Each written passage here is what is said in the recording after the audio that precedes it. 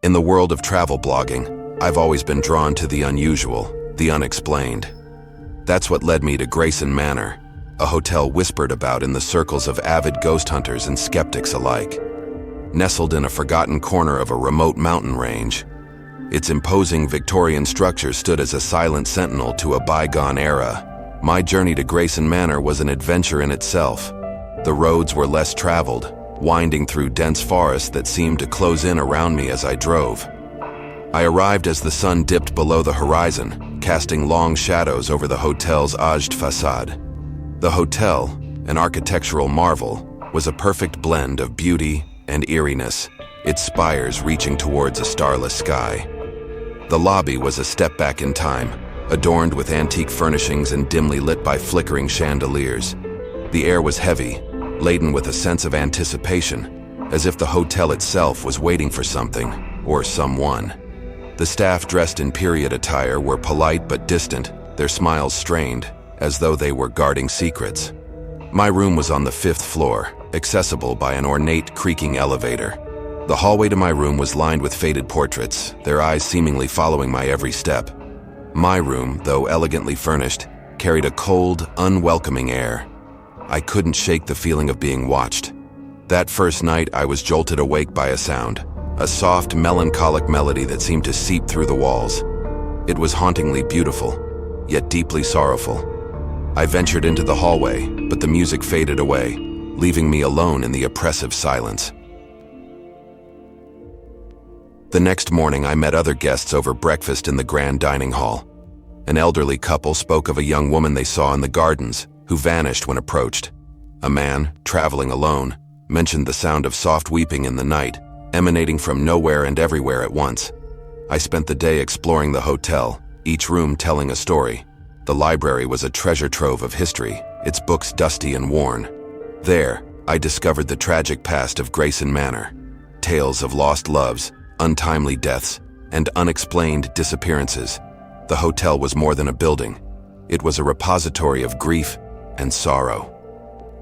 As dusk settled over Grayson Manor, the hotel began to transform. The warm hues of daylight faded, giving way to the eerie luminescence of the night. The corridors, once bustling with the day's activities, now lay silent, bathed in the soft, flickering glow of candles. Their flames cast long, dancing shadows against the walls, creating an illusion of movement in the periphery of my vision. I walked the hallways, the sound of my footsteps muffled by the thick carpets. The portraits lining the walls seemed to watch me, their painted eyes following my every move. The air grew colder with each step, a chill that seeped into my bones. It was as if the hotel itself was breathing, exhaling a frost-laden breath. Then faintly at first, the melody began. It was a simple tune, played on a piano, its notes echoing through the empty halls. The melody was hauntingly familiar, reminiscent of a lullaby long forgotten. It tugged at the edges of my memory, a song from a dream just out of reach. As I followed the sound, it grew louder, more insistent. It seemed to come from everywhere and nowhere at once, leading me deeper into the heart of the manor. The corridors twisted and turned, defying the laws of architecture and reason. Walls that had once been straight now curved in impossible angles, the once familiar layout of the hotel morphing into something unrecognizable.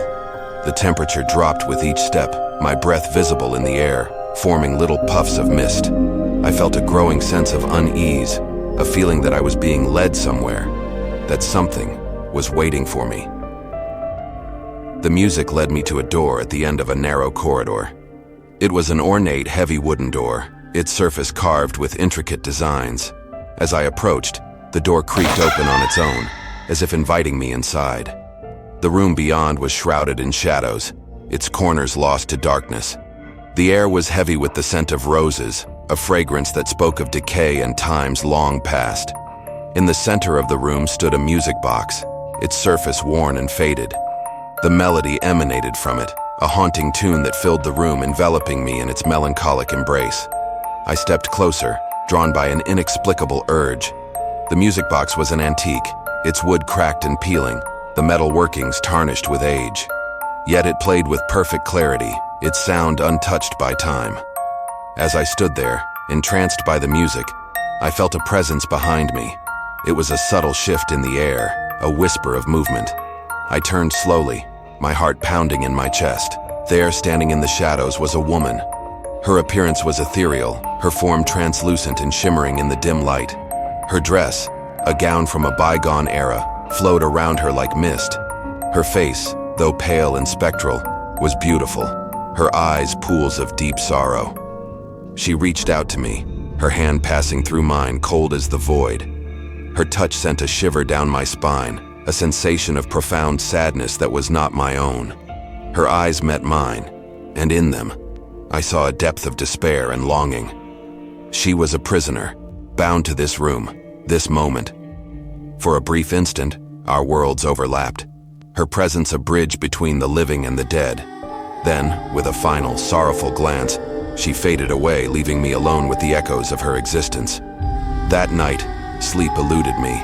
My mind raced with questions, each more unanswerable than the last. Who was she? Why was she bound to this place, this echo of a life long gone? The hotel held its secrets close, each room, each corridor, a vault of untold stories. In the days that followed, the hotel seemed to come alive around me. Half-seen figures moved in the corner of my eye, vanishing when I turned to look. Whispered voices filled the air, a symphony of the lost, each word a thread in the tapestry of the manor's history. Time became fluid within the walls of Grayson Manor. The days bled into nights, the boundary between waking and dreaming blurred. The outside world, with its bright lights and busy streets, felt like a distant memory, a story from another life. I wandered the hotel, drawn to its mysteries, its spectral inhabitants. Each encounter left me with more questions, the answers always just out of reach. The hotel was a puzzle, its pieces scattered and hidden, a labyrinth of sorrow and secrets. As the days passed, I felt a change within me. The hotel's atmosphere heavy with the weight of its past, I ventured into the town, a quaint settlement that seemed untouched by time. The locals spoke of the hotel in hushed tones, their eyes betraying a mix of fear and resignation. They knew of its reputation, of the souls trapped within its walls. They spoke of a pact, an unspoken agreement to never interfere, to let the hotel keep its secrets. On what was supposed to be my last night, a strange, inexorable pull led me back to the room with the music box. The melody, a somber tune that had woven itself into the fabric of my days at the manor, played with a mournful clarity. It seemed to resonate not just in the room, but within the very walls of my soul. The sound was both beautiful and tragic, echoing the hidden sorrows of the manor. As I stood there, enveloped in the haunting strains of music, a series of fragmented images began to flash before my eyes. The stormy night of my arrival, the winding, treacherous roads, the rain pounding against my windshield like an ominous prelude. The memory was so vivid, so real, that I could almost feel the steering wheel beneath my fingers, the slickness of the rain-soaked road beneath my tires. Then came the accident, a memory I had somehow buried deep within my subconscious. My car, losing control, skidding across the road, the world spinning wildly around me. The terrifying plunge off the road, the brutal impact as the car collided with the unforgiving earth, metal crumpling like paper. Then, darkness, an all-consuming silence that seemed to stretch into eternity. I staggered back, overwhelmed by the onslaught of memories. My breath came in ragged gasps, my heart racing with a mixture of fear and dawning realization.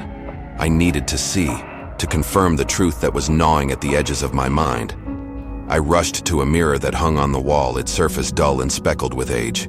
The reflection that met my gaze was a visage of horror. The face staring back at me was mine, and yet not mine. Pale, ethereal, with eyes that held the depth of the abyss. Those eyes, once full of life and curiosity, now reflected a haunting void. I reached out a trembling hand towards the mirror, a silent prayer on my lips. My hand passed through the glass without resistance, as though it were nothing but mist.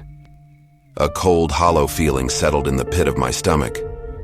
I was one of them, a ghostly inhabitant of Grayson Manor, trapped in a liminal space between life and death.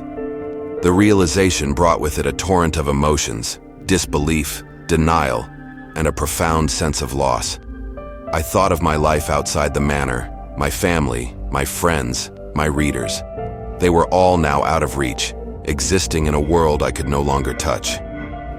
The finality of it was crushing, a weight too heavy to bear. I understood then, with a clarity that was almost blinding, the true nature of Grayson Manor. It was not simply a haunted hotel as the story suggested. It was a purgatory, a holding place for souls caught in the throes of unresolved trauma, unable to move on. Each ghostly inhabitant, including myself, was bound to the manor by the threads of their untold stories, their unfulfilled desires. The townsfolk, I realized, were not just simple residents living in the shadow of an infamous hotel. They were guardians of a secret, protectors of a delicate balance that existed between the living and the dead. They ensured that the outside world remained oblivious to the true nature of the manor, allowing the trapped souls to exist in their endless loop of torment. In my spectral form, I roamed the halls of Grayson Manor, a silent observer of the living guests who came and went. I watched them with a mix of envy and pity, knowing they would leave, their lives continuing on while I remained frozen in time. I whispered my story to those who would listen, a cautionary tale of a man who sought the truth but found only eternal entrapment. My voice, barely a breath, was lost in the echoes of the manor, just another thread in its tapestry of sorrow. And so, I exist, a specter with a story to tell. To those brave or foolish enough to venture into Grayson Manor, I offer my tale, a warning and a plea. And as the music box continues to play its endless requiem, I am reminded that we, the lost souls of Grayson Manor, are forever ensnared in this eternal twilight, our stories echoing in the silent corridors, our whispers a lament for what was and what can never be. Don't forget to subscribe and hit the bell icon to stay updated with our latest eerie tales. Dive deep into the darkness with us, where each story leads you further into the unknown.